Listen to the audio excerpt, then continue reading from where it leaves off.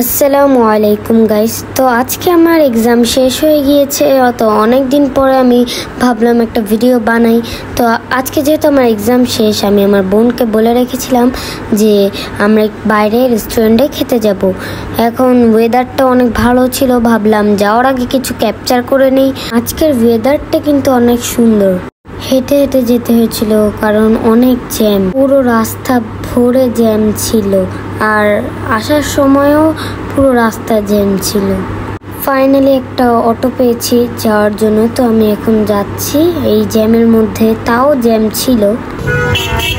এখন আবার জ্যাম, অনেক জ্যাম রাস্তায় জ্যামের কারণে ভিডিও করতে পারিনি।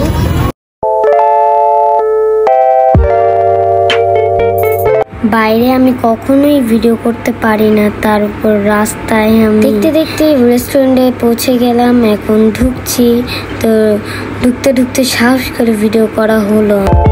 আর অর্ডার দিয়েছিলাম স্যান্ডউইচ আর মোমো, আর এখানে চকলেট হট কফি অর্ডার করেছিলাম, আর এগুলোর ছবি আপনাদের দিয়ে দিচ্ছি। আর দেখেন আমার বোন এখানে SW কমপ্লিট করছে। তোমরা যাতে বিশ্বাস করো যে আমরা রেস্টুরেন্টে, তাই ভিডিও করলাম।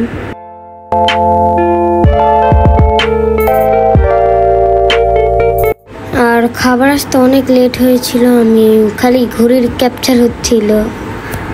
আর বাইরে ভিডিও করতে আমার খুবই আনকমফোর্টেবল লাগছিল, আর তাই জন্য আমি সাথে সাথে মোবাইলটা নামিয়ে ফেলেছি।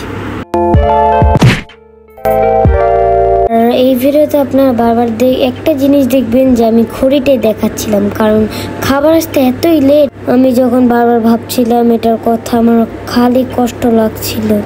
আমি জীবনের প্রথম দামি ঘড়ি কিনে এরকম হবে ভাবিনি। তো কথা বলতে বলতেই আমাদের খাবার চলে এসেছে, অ্যান্ড আমি বাসে যাচ্ছি।